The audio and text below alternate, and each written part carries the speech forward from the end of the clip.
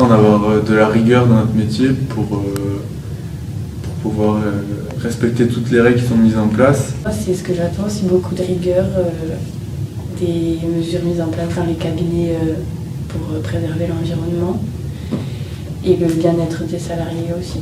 L'écoute envers les clients. Être à l'écoute et polyvalent surtout. On est le partenaire de l'entreprise. Premièrement, quelque chose d'intéressant. Deuxièmement, gagner de l'argent. Et troisièmement, des perspectives d'évolution. On a trop en fait ce côté de tout automatiser et au final on est vachement plutôt dans le traitement de données et on n'accompagne plus tellement le client. Mener des projets, accompagner les clients dans la réalisation de leur ambition. Après, moi je vois aussi ce métier comme être capacité d'être un vecteur de croissance pour certaines zones économiques, notamment la campagne, où il y a peut-être mon activité, mais justement réussir à aider des entrepreneurs à redynamiser les lieux. Pour moi, ce qui compte dans le métier, c'est le relationnel. C'est vraiment pouvoir être au contact du client au quotidien, lui apporter les réponses, les réponses à ses questions, vraiment l'aider dans le pilotage de son entreprise.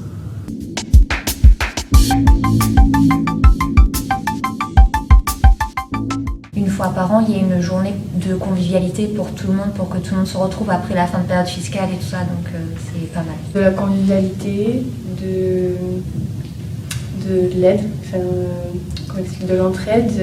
On peut s'amuser tout en restant rigoureux et en faisant bien le travail derrière.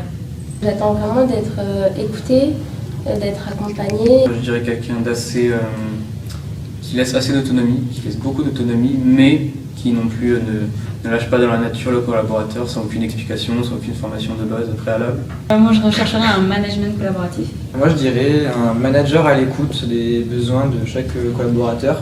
Ce qu'on attend du manager en général, c'est une communication optimale.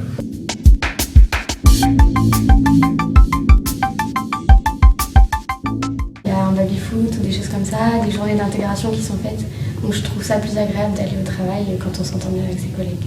Moi, c'est surtout la confiance. Pas forcément team building, ce genre de choses, prendre l'apéro.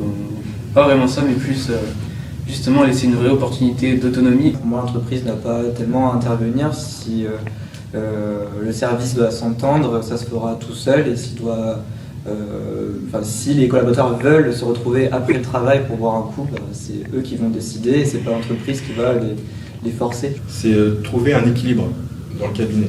C'est-à-dire qu'individuellement, on doit pouvoir se sentir bien, être libre de faire ce qu'on veut, globalement, en fonction des tâches qu'on nous donne, mais tout en étant dans une logique d'équipe.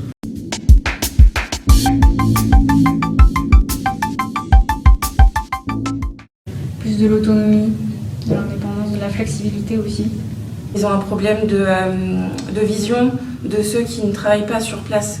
C'est qu'ils ont l'impression que quand on est en télétravail, on ne travaille pas. Parce qu'ils ne nous voient pas faire les tâches. Mais en même temps, au quotidien, l'expert comptable est ce qu'il nous voit. Il y a une chose qui doit être très claire, c'est que c'est à l'employeur de s'adapter aux salariés, et pas l'inverse. Donc c'est lui qui doit être capable d'être flexible, de par son organisation, pour pouvoir s'adapter aux attentes des salariés. À ce niveau-là, ce serait faire confiance. Ce serait développer la confiance qu'il a envers son collaborateur.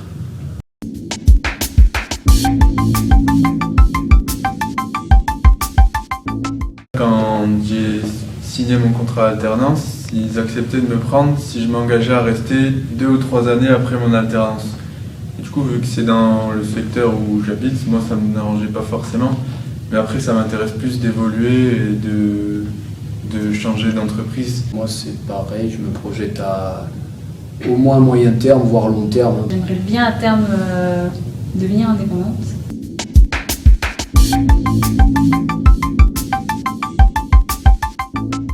Moi j'avais un peu peur au début. On a l'impression que c'est quelque chose de...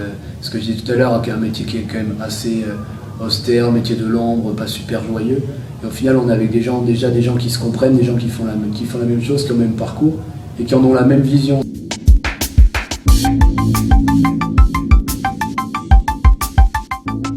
Et dans quoi tu t'embarques, c'est que de la paperasse, ça sert à rien. Quand on entend parler de la comptabilité, on entend parler d'un métier, il tape sur l'ordinateur toute la journée, c'est le métier vachement rébarbatif. Alors moi au départ je pensais que les comptables et les experts comptables c'était pas des personnes qui étaient très gentilles et qui arrivaient au mauvais moment, mais au final pas du tout. Oui, j'avais un peu l'image du comptable grisonnant dans son coin qui passe ses factures. L'image de l'expert comptable, il est assez bureaucrate, je trouve. C'est presque un fonctionnaire de substitution, on va dire. C'est qu'on le prend généralement que pour des obligations. En général, quand on est enfant, on ne s'imagine pas trop être expert comptable.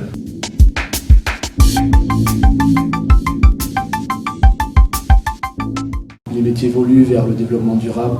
Donc il faut qu'ils soient toujours à l'écoute des salariés et en même temps s'occuper des clients. Il y a un côté un peu psychologique, s'adapter aux clients.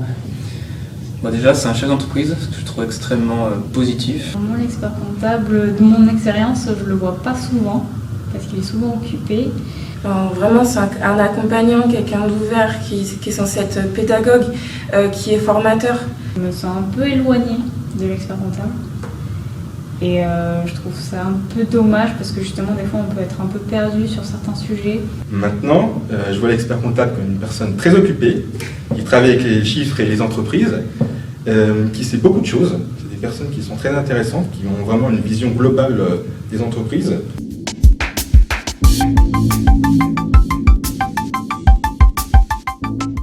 Là, donc, j'aimerais valider le DSCG à la fin de l'année et embrayer directement sur le DEC, et j'aimerais justement chercher un stage sur Annecy, donc changer totalement de ville. Tu fais de la pub là. Exactement.